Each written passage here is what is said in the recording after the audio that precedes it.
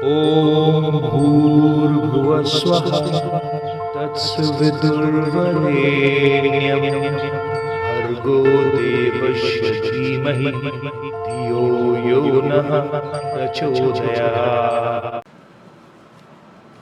जय श्री राम मेरे सनातनी बंधुओं। आइए इस सनातन रूपी वृक्ष के जड़ों को सिंचित करें और इसे पुष्पित और पल्लवित करें और इसे इतना विराट और शक्तिशाली बना दें कि हमारे आने वाले वंशज अपने पूर्वजों पर गर्व कर सकें तथा विधर्मियों से अपनी रक्षा भी कर सकें। ये विधर्मी शक्तियाँ हजारों वर्ष से हमारी सभ्यता और संस्कृति को नष्ट करने का अथक प्रयास कर रही हैं। पिछले अंक में हम लोगों ने अध्ययन किया कि रावण जो है वो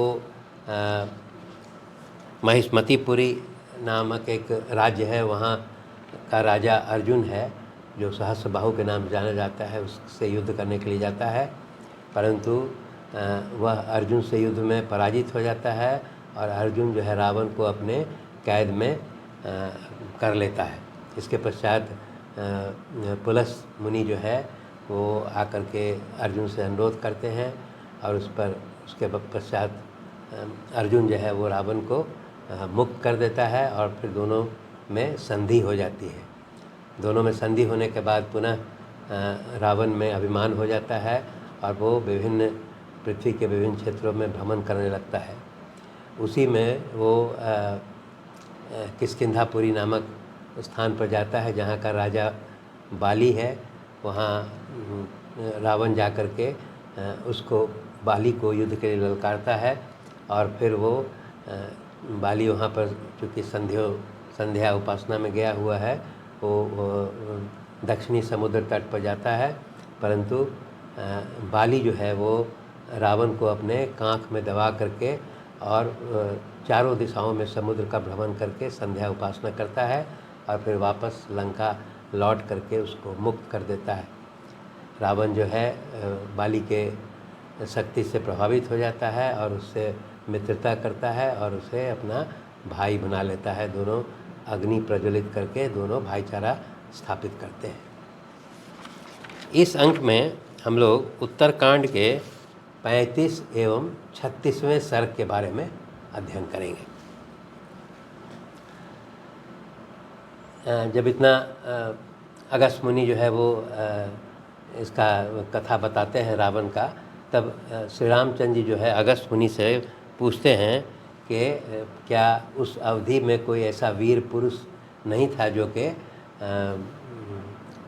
रावण को पराजित कर सके। वो ये कहते हैं कि मैं मानता हूँ कि बाली और रावण जो है वो बहुत बलवान था, परंतु मेरी दृष्टि में तो वायुपुत्र हनुमान जो है वो सबसे ज़्यादा बलशाली और पराक्रमी है। वो शूरता में, दक्षता में, बल, धैर्य, बुद्धिमत्ता, नीति और पराक्रम एवं प्रभाव में अति उत्तम है। वो ये बताते हैं कि वायुपुत्र हनुमान जो है वो एक छलांग में 100 योजन समुद्र को लांग गए और वहाँ जा कर के सीता जी से मिले और फिर उसके पश्चात लंका में सेनापति, मंत्री कुमार, किंकरों और रावण पुत्र अक्ष का वध किया। इसके पश्चात वो मेघनाथ के नागफास में फंसे और फिर उससे मुक्त होकर पूरी लंका का दहन कर दिया। इसलिए वो अगस्त्य मुनि से बोलते हैं कि मैं तो मानता हूँ कि मैंने हनुमान जी की ही मदद से जो है वो विभीषण के लिए लंका और अपने लिए वो रावण का वध करने में मदद लिया है। इसीलिए परंतु वो बोलते हैं कि मुझे यह आश्चर्य है कि वायुपुत्र हनुमान इतना बलशाली हैं, परंतु जब बाली और सुग्रीव में जब युद्ध हुआ था तो वो आश्चर्य व्यक्त करते हैं कि वायुपुत्र हनुमान ने सुग्रीव की तरफ से क्यों नहीं युद्ध लड़ा, ये बताते हैं। तब इसके पश्चात जो है वो अगस्त्य मुनि बताने लगते हैं कि इसके पीछे जो कारण है वो मैं आपको बताता हूँ। और वो अगस्त्य मुनि बताते हैं कि एक सुमेरु नाम का पर्वत था जो सूर्य के वरदान के कारण स्वर्णमय हो गया था, इसीलिए उसका नाम सुमेरु पड़ा था। उस सुमेरु नाम के पर्वत का जो वो वहाँ के जो राजा थे वो हनुमान के पिता, जिनका नाम केसरी था, वो वहाँ राज्य करते थे। केसरी की पत्नी का नाम अंजना था और अंजना के गर्भ से ही वायु देवता के द्वारा हनुमान का जन्म हुआ। वो कथा बताते हैं कि एक बार की बात है कि जब बालपन में वायुपुत्र हनुमान की माँ अंजना जो है फल लाने के लिए बाहर गई हुई थी, उस समय वायुपुत्र हनुमान जो है वो भूख से और माता से अलग होने के कारण विलाप करने लगे, रोने लगे। और इसी बीच में उन्हें सूर्य देव जो उस समय उदित हो रहे थे, वो लाल रंग का वो देख करके वायुपुत्र हनुमान ने उन्हें एक फलदार, एक रसदार फल समझा और वो वहाँ से छलांग लगा देते हैं सूर्य देवता की ओर। बाकी जितने लोग देखते हैं उस आश्चर्य करते हैं कि जिस गति से वायुपुत्र हनुमान सूर्य देवता की ओर बढ़ रहे थे, वैसी गति जो है वो न वायु में है, न गरुड़ में है, न मन में है। ये माना जाता है कि वायु, गरुड़ और मन, इन तीनों की बहुत तीव्र गति है। तो इस प्रकार की गति जो है वो वायुपुत्र हनुमान की भी थी। यहाँ पर जब वो सूर्य की तरफ बढ़ते हैं तो साथ में जो है वायु देवता भी उसके पीछे पीछे चलते हैं और उन्हें सूर्य के ताप से भी बचाते हैं। यहाँ पर एक चीज़ बताया गया है कि जिस दिन जो है वायुपुत्र हनुमान सूर्य की ओर आगे बढ़ते चले जा रहे हैं, उसी समय जो है वो राहु भी जो है वो सूर्य को का ग्रहण लगाने के लिए उपस्थित हुआ था। परंतु जब वो देखता है कि वायुपुत्र हनुमान जो है वो आकर के और उसको सूर्य को घेरने लगते हैं, तब वो राहु जो है वो जाकर के इंद्र के पास हनुमान जी की शिकायत करता है। वो कहता है कि आपने जो है चंद्रमा और सूर्य जो है वो मेरे भक्षण के लिए दिया था, परंतु कोई दूसरा जो है वो राहु जो है कोई दूसरा, वो हनुमान के बारे में बताते हैं कि कोई दूसरा जो है वो सूर्य का भक्षण कर रहा है। जब इतना देवराज इंद्र जब सुनते हैं तो वो चिंतित हो जाते हैं और फिर वो राहु के साथ आगे बढ़ करके उस स्थान को जाते हैं जहाँ पर वायुपुत्र हनुमान जो है वो सूर्य की ओर बढ़ते चले जा रहे थे। यहाँ पर दिखाता है कि राहु को भी देख करके वायुपुत्र हनुमान उसको भी कोई फल समझ करके उसकी ओर बढ़ते हैं। तब वो राहु जो है फिर चिल्लाता है और इंद्र से रक्षा का गुहार लगाता है। वायुपुत्र हनुमान क्योंकि बालक थे, उनको देख करके इंद्र बहुत क्रोधित तो नहीं होते हैं, परंतु उनके पास जो दंड था वो फेंक करके और वायुपुत्र हनुमान पर प्रहार कर देते हैं। उस प्रहार के कारण जो है वायुपुत्र हनुमान जो है वो पहाड़ पर गिर जाते हैं और उस गिरने के क्रम में जो है उनका बायां ठुड्डी जो है वो टूट जाता है और टूटने के पश्चात जो है वो घायल हो जाते हैं और मूर्छित भी हो जाते हैं। यहाँ पर दिया गया है कि जब वायु देवता जब देखते हैं कि मेरा पुत्र जो है वो घायल और मूर्छित हो गया है, तो वो अपने पुत्र को ले करके और गुफा में प्रवेश कर जाते हैं और उसके पश्चात पूरी पृथ्वी पर जो है वायु के का संचालन जो है वो बंद कर देते हैं। जब पृथ्वी के ऊपर वायु का संचालन बंद हो जाता है तो सभी प्राणियों का सांस जो है वो बंद होने लगता है और सभी अंग जो है वो जोड़ टूटने लगते हैं और शरीर जो है काष्ठ के रूप में, मतलब लकड़ी के रूप में होने लगता है। तब जो है जितने गंधर्व, देवता, असुर, मनुष्य इत्यादि सब लोग मिल करके और वो ब्रह्मा जी के पास मदद के लिए जाते हैं। तब वो ब्रह्मा जी कहते हैं कि ये पवन देव जो है वो हमारे प्राणों के ईश्वर हैं। और चूँकि इंद्र ने जो है वो उनके पुत्र हनुमान को जो है वो घायल कर दिया गया है, इसीलिए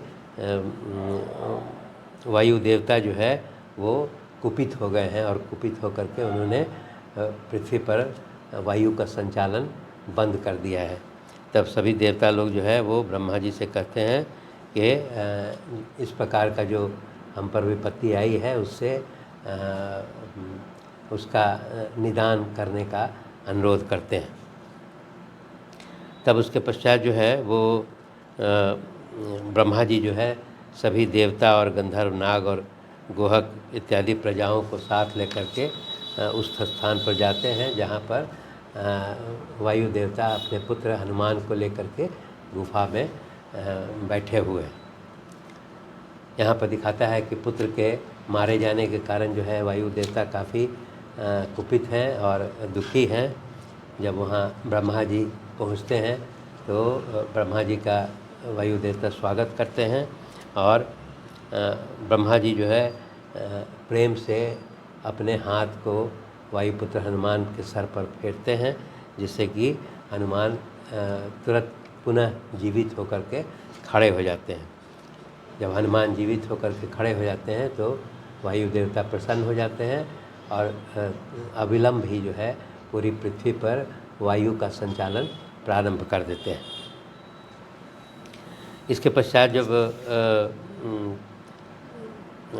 वायु संचालन जब प्रारंभ हो जाता है तब ब्रह्मा जी जो है जितने देवता वहाँ पर उपस्थित थे उनको कहते हैं कि यह हनुमान नाम का बालक जो है वो भविष्य में आप लोगों का बहुत साकार सिद्ध करेगा। अतः वो ये बोलते हैं कि आप सभी लोग जो है इस वायुपुत्र हनुमान को उचित वरदान दीजिए। तब सभी देवता लोग जो है बारी बारी से वायुपुत्र हनुमान को वरदान देते हैं। इसमें सर्वप्रथम जो है सहस्त्र नेत्रधारी जो इंद्र हैं वो बड़ी प्रसन्नता से वायुपुत्र हनुमान के गले में जो है वो कमलों की माला एक उनके गले में पहना देते हैं और उसके बाद पश्चात उन्हें आशीर्वाद देते हैं कि मेरे हाथ से कोई भी जो वज्र है और मेरे हाथ से जो इस वज्र के आघात के कारण जो इस बालक की बाईं ठुड्डी टूट गई है, ठुड्डी को का यहाँ पर मतलब ठुड्डी का को हनु भी कहा जाता है। इसीलिए क्योंकि इस बालक का जो बाईं ठुड्डी जो है वो टूट गया है, इसलिए आज से ये बालक जो है हनुमान के रूप में जाना जाएगा। इस प्रकार ये हनुमान जो नाम है वो इंद्र देवता के द्वारा ये हनुमान इनको नाम दिया गया था। इसके अलावा फिर वो इंद्र देवता ये कहते हैं कि मैं एक और वरदान देता हूँ कि अब यह मेरे वज्र से भी ये मारा नहीं जाएगा। इसके पश्चात भगवान सूर्य जो कहते हैं कि मैं अपने तेज जो है, मेरा जो रोशनी का जो तेज है उसका 100वां भाग जो है इस बालक को देता हूँ। इसके पश्चात वो ये कहते हैं कि शास्त्र ज्ञान में भी इस बालक का कोई समानता करने वाला नहीं होगा। इसके पश्चात फिर सूर्य देवता के बाद वरुण देवता जो है वो देते हैं कि 10 लाख वर्षों की आयु हो जाने पर भी मेरे पास और जल से इस बालक की मृत्यु नहीं होगी। इसका मतलब है कि वरुण देवता जो है वायुपुत्र हनुमान को अमर होने का वरदान देते हैं। इसके पश्चात यम देवता जो कहते हैं कि यह मेरे दंड से भी अवध्य और निरोग होगा। और इसके पश्चात फिर कुबेर जो है वो संतुष्ट होकर कहते हैं कि यह युद्ध में कभी इसे विषाद नहीं होगा तथा यह मेरी गदा से भी इसका वध नहीं हो सकेगा। इसके पश्चात सबसे उत्तम जो है वो भगवान शंकर वर देते हैं कि यह जो है बालक मेरे शस्त्रों से, मेरे आयुधों से भी इसका वध नहीं हो सकेगा। इसके पश्चात विश्वकर्मा जो कहते हैं कि मेरे बनाए हुए जितने प्रकार के अस्त्र शस्त्र हैं उससे भी ये इस बालक का वध नहीं होगा, अर्थात यह बालक जो है वो चिरंजीवी होगा। इसके पश्चात अंत में जो है ब्रह्मा जी कहते हैं कि यह बालक जो है दीर्घायु होगा, महात्मा होगा एवं सभी प्रकार के ब्रह्मदंडों से अवध्य होगा। इसके पश्चात फिर वो यह ब्रह्मा जी कहते हैं कि तुम्हारा यह पुत्र मैंने वायु देवता को कहते हैं कि तुम्हारा यह पुत्र मारुति, चूँकि वायु देवता को मारुत भी कहते हैं तो इसीलिए उनके पुत्र अर्थात हनुमान को मारुति भी कहा जाता है। वो कहते हैं कि यह जो मारुति है वो दुश्मनों के लिए, शत्रुओं के लिए भयंकर होगा, परंतु मित्रों के लिए अभयदाता होगा और युद्ध में इसे कोई भी जीत नहीं सकेगा। इसके पश्चात ब्रह्मा जी यह भी कहते हैं कि यह इच्छानुसार अपना रूप परिवर्तन कर सकेगा और जहाँ चाहेगा जा सकेगा और इसकी गति भी इसकी इच्छा के अनुसार होगी। कभी वो तीव्र और कभी वो धीमी गति से वो जा सकेगा और ये बहुत यशस्वी होगा। इस प्रकार जो है हनुमान जी को विभिन्न देवताओं के द्वारा वरदान प्राप्त होता है और वरदान प्राप्त होने के पश्चात वो अपने स्थानों पर चले जाते हैं। वायुपुत्र हनुमान जो है इन सभी वरदानों को प्राप्त करके बालकपन में नटखट हो जाते हैं और ये सभी ऋषि मुनियों के आश्रम में जा कर के वहाँ हुड़दंग किया करते हैं और सभी ऋषि मुनि चूँकि इनको वरदान प्राप्त है इसीलिए वो इनको कुछ नहीं कहते हैं। परंतु एक बार की बात है कि वायुपुत्र हनुमान जो है वो भृगु और अंगिरा के आश्रम में जा कर के वहाँ हुड़दंग मचा रहे थे, तो वो दोनों भृगु और अंगिरा ऋषि जो है वो कुपित हो जाते हैं और वायुपुत्र हनुमान को श्राप देते हैं कि तुम जो है मेरे श्राप से जो है अपना जो तुम्हारा जो जितनी शक्ति है वो भूल जाओगे और जब तुम्हें कोई ये शक्ति तुम्हें याद दिलाएगा तभी याद आएगा।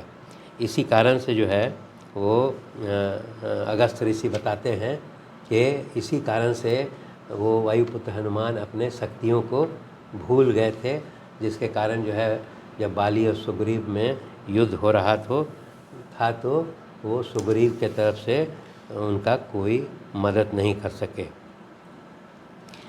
और इतना बताने के पश्चात फिर वो बताते हैं कि यह जो है वायुपुत्र हनुमान वो सूत्र, वृत्ति, वार्तिक और महाभाष्य और संग्रह इत्यादि सबका अध्ययन करने में भी निपुण होगा।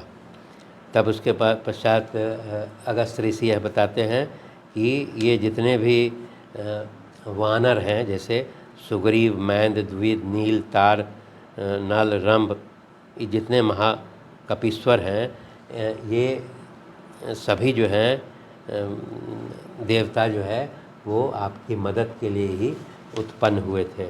उसी प्रकार वो बोलते हैं कि गज, गवाक्ष, गवय, शुद्रंश, मैंद, प्रभु, ज्योतिमुख, नल, ये जितने वानरेश्वर हैं और जो रीछ हैं उनकी भी उत्पत्ति भगवान राम आप ही के मदद के लिए हुई थी।